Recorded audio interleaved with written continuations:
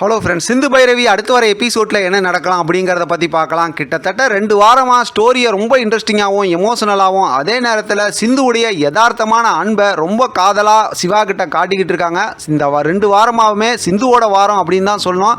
இப்போ சிவா சிந்துவோட காதலை புரிஞ்சுக்கிட்டு இருப்பாரு அப்படிங்கிறது நம்மளால் நல்லாவே பார்க்க முடியுது. ஏன்னா அடுத்தடுத்து தொடர்ந்து அவர் யார் மேலே நம்பிக்கை வச்சுருந்தாங்களோ அப்படிப்பட்ட சினேகா துரோகத்துக்கு மேலே துரோகம் சிவாவுக்கு செஞ்சுக்கிட்டே இருக்காங்க. ஆனாலும் சிவாவோட நடிப்பை நம்ம பாராட்டி ஆகணும். எந்த இடத்துலையும் அவர் ஓவராக ரியாக்ட் பண்ணாமல், அதாவது அவரோட கோவத்தை காட்டாமல் அப்படியே நிதானமாக தான் கையாண்டுக்கிட்டு வராரு. ஏன்னா ஒவ்வொரு விஷயமும் அவர் புரிஞ்சுக்கிறாரு நமக்கு எப்படியெல்லாம் துரோகம் பண்ணுறாங்க அப்படின்னும்.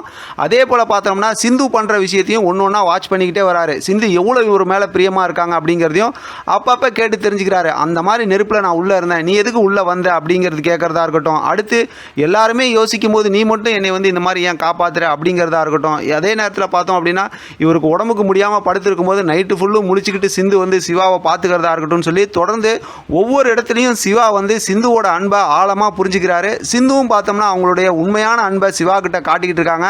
அதனால் அடுத்து நம்ம எதிர்பார்த்த சூப்பரான மூமெண்ட்லாம் வரப்போகுது. இதுக்கிடையில் பார்த்தோம்னா நமக்கு நிறைய கொஞ்சம் ஸ்ட்ரெஸ் பஸ்ஸர் மாதிரி இருக்கிற மாதிரி கொஞ்சம் அப்படியே நம்மளை காமெடி பண்ணி சந்தோஷப்படுத்துறதுக்காக கதையில் இடையில நம்ம பப்ளி பாய், ஆறுமுகம், பைரவி, அன்னபூர்ணி 3 பேரும் பண்ணுற அட்ராசிட்டி குறும்புத்தனம் இருக்குது. பார்த்து செம்மையாக ரசிக்கிற மாதிரி தான் இருந்துச்சு.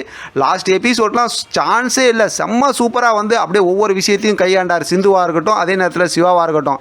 ஏன்னா இப்போ சிந்து சிவா சினேகா கிட்ட கோவப்பட்டார் அப்படின்னாக்கா ஆதாரத்தெல்லாம் மாற்றி என்ன வேணால் பண்ணுவாங்க. அவங்க பயங்கரமான தில்லாலங்கடி. ஆனால் அந்த ஸ்டெல்லா நர்ஸை கரெக்டாக கூட்டிகிட்டு கரெக்டாக ஆதாரத்தை காட்டி லாக் பண்ணி அப்படியே நோஸ் கட் பண்ணிவிட்டு அங்கேருந்து கிளம்பி போயிட்டார். அதே போல் தான் பார்த்தோம்னா சிந்துவும் அந்த ஸ்டெல்லா நர்ஸை நேரடியாக அந்த மினிஸ்டர் முத்துப்பாண்டிகிட்ட கூட்டிகிட்டு வந்தாங்க. இப்போ சிவா மேலே இருக்கக்கூடிய எல்லா பிரச்சனையும் அது நீங்கணும் அப்படிங்கிறதுக்காக முத்துப்பாண்டிகிட்ட ரொம்பவுமே ரிக்யூஸ்டாக கேட்டாங்க. அதை பார்க்கும்போதே அவங்களுக்கு புரிஞ்சு போச்சு இவ்வளோ நல்லவங்களாக இருக்காங்களே. என்ன அதனால தான் பார்த்தா மினிஸ்டரும் சொல்லிட்டாரு, நீ போமா நான் பார்த்துக்கிறேன் அப்படின்னு.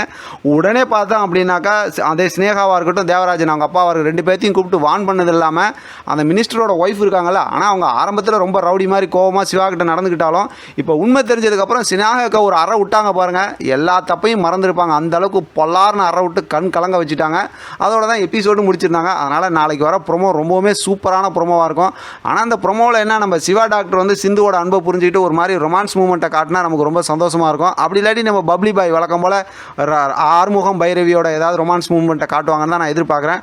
நம்ம தொடர்ந்து பேசலாம், ஆதரவு கொடுங்க. இதை பற்றின உங்களோட கருத்து கமெண்ட் பாக்ஸில் தெரியப்படுத்துங்க. தொடர்ந்து ஆதரவு கொடுங்க. தேங்க்யூ ஃப்ரெண்ட், தேங்க்ஸ் ஃபார் வாட்சிங்.